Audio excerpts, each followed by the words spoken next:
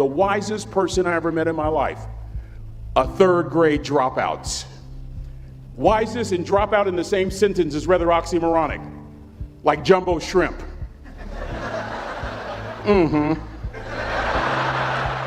Like fun run, ain't nothing fun about it. Like Microsoft Works, y'all don't hear me. I used to say like country music, but I've lived in Texas so long, I love country music now. I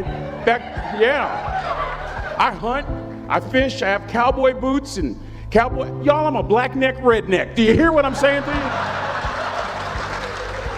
you? No longer oxymoronic for me to say country music. And it's not oxymoronic for me to say third grade and dropout. That third grade dropout, the wisest person I ever met in my life, who taught me to combine knowledge and wisdom to make an impact, was my father. A simple cook. Wisest man I ever met in my life. Just a simple cook. Left school in the third grade to help out on the family farm, but just because he left school doesn't mean his education stopped. Mark Twain once said, "I've never allowed my schooling to get in the way of my education." My father taught himself how to read, taught himself how to write, decided in the midst of Jim Crowism, as America was breathing the last gasp of the Civil War, my father decided he was going to stand and be a man.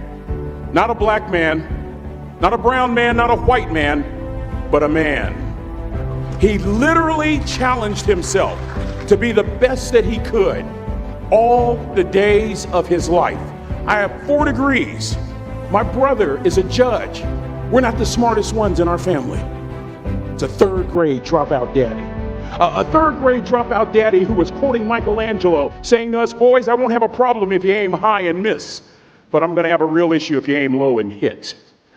A country mother quoting Henry Ford, saying, "If you think you can or if you think you can't, you're right." I learned that from a third grade drop. Simple lessons. Lessons like these. Son, you'd rather be an hour early than a minute late. We never knew what time it was at my house because the clocks were always ahead. My mother said for nearly 30 years my father left the house at 3:45 in the morning. One day she asked him, "Why, Daddy?" He said, "Maybe one of my boys will catch me in the act of excellence. I want to share 2 things with you. Aristotle said you are what you repeatedly do. Therefore, excellence ought to be a habit, not an act." Don't ever forget that. I know you're tough, but always remember to be kind. Always. Don't ever forget that. Never embarrass mama. Yeah. If mama ain't happy, ain't nobody happy. If daddy ain't happy, don't nobody care. But I'm trying to tell you. Next lesson. Lesson from a cook over there in the galley. Son, make sure your servant's towel is bigger than your ego. Ego is the anesthesia that deadens the pain of stupidity. Y'all might have a relative in mind you want to send that to. Let me say it again. Ego is the anesthesia that deadens the pain of stupidity. Pride is the burden of a foolish person. John Wooden coached basketball at UCLA for a living, but his calling was to impact people. And with all those national championships, guess what he was found doing in the middle of the week? Going into the cupboard, grabbing a broom, and sweeping his own gym floor. You want to make an impact? Find your broom. Every day of your life, you find your broom. You grow your influence that way. That way you're attracting people so that you can impact them. Final lesson. Son, you're going to do a job. Do it right. I've always been told how average I can be. Always been criticized about being average. But I want to tell you something. I stand here before you, before all of these people, not listening to those words, but telling myself every single day to shoot for the stars, to be the best that I can be. Good enough isn't good enough if it can be better, and better isn't good enough if it can be best. Let me close with a very personal story that I think will bring all this into focus. Wisdom will come to you in the unlikeliest of sources, a lot of times through failure. When you hit rock bottom, remember this. While you're struggling, rock bottom can also be a great foundation on which to build and on which to grow. I'm not worried that you'll be successful. I'm worried that you won't fail from time to time. Person that gets up off the canvas and keeps growing, that's the person that will continue to grow their influence. Back in the 70s, to help me make this point. Let me introduce you to someone. I met the finest woman I'd ever met in my life. Back in my day, we'd have called her a brick house. This woman was the finest woman I'd ever seen in my life. There's just one little problem. Back then, ladies didn't like big old linemen. The Blind Side hadn't come out yet. They like quarterbacks and running backs. We're at this dance, and I find out her name is Trina Williams from Lompoc, California. And we're all dancing, and we're just excited. And I decide in the middle of dancing with her that I would ask her for her phone number. Trina was the first one. Trina was the only woman in college who gave me her real telephone number. The next day, we walked to Baskin & Robbins ice cream parlor. My friends couldn't believe it. This has been 40 years ago, and my friends still can't believe it. We go on a second date, and a third date, and a fourth date. We drive from Chico to Vallejo so that she could meet my parents.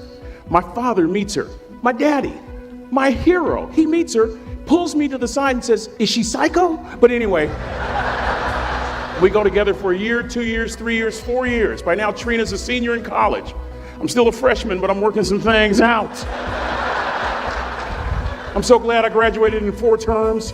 Nixon, Ford, Carter, Reagan. So now it's time to propose. So I talk to her girlfriends, and it's California, it's in the 70s, so it has to be outside. You have to have a candle, and you have to have, some chocolate. Listen, I'm from the hood. I had a bottle of Boone's Farm wine. That's what I had. She said yes. That was the key. I married the most beautiful woman I'd ever seen in my life. Y'all ever been to a wedding, and even before the wedding starts, you hear this? How in the world? And it was coming from my side of the family.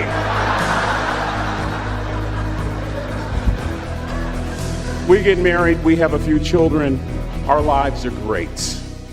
One day, Trina finds a lump in her left breast. Breast cancer.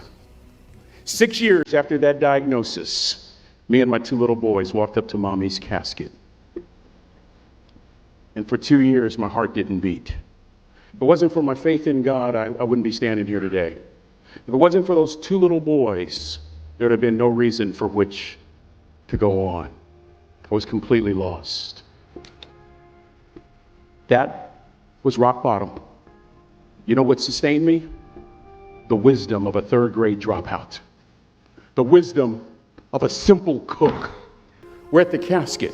I'd never seen my dad cry. But this time I saw my dad cry. That was his daughter. Trina was his daughter, not his daughter-in-law. And I'm right behind my father, about to see her for the last time on this earth. And my father shared 3 words with me that changed my life right there at the casket. It would be the last lesson he would ever teach me. He said, "Son, just stand. You keep standing. You keep standing, no matter how rough the sea, you keep standing." And I'm not talking about just water. You keep standing. No matter what, you don't give up. And as clearly as I'm talking to you today, these were some of her last words to me. She looked me in the eye and she said, "It doesn't matter to me any longer how long I live. What matters to me most is how I live." I ask y'all one question, a question that I was asked all my life by a 3rd grade dropout. How you living? How you living? Every day, ask yourself that question, how you living? Here's what a cook would suggest you to live this way. That you would not judge, that you would show up early, that you'd be kind, that you make sure that that servant's towel is huge and used, that if you're gonna do something, you do it the right way. That cook would tell you this, that it's never wrong to do the right thing, that how you do anything is how you do everything. And in that way, you will grow your influence to make an impact. In that way, you will honor all those who have gone before you, who have invested in you. Look in those unlikeliest places for wisdom. Enhance your life every day by seeking that wisdom and asking yourself every night, how am I living? May God richly bless y'all. Thank you for having me.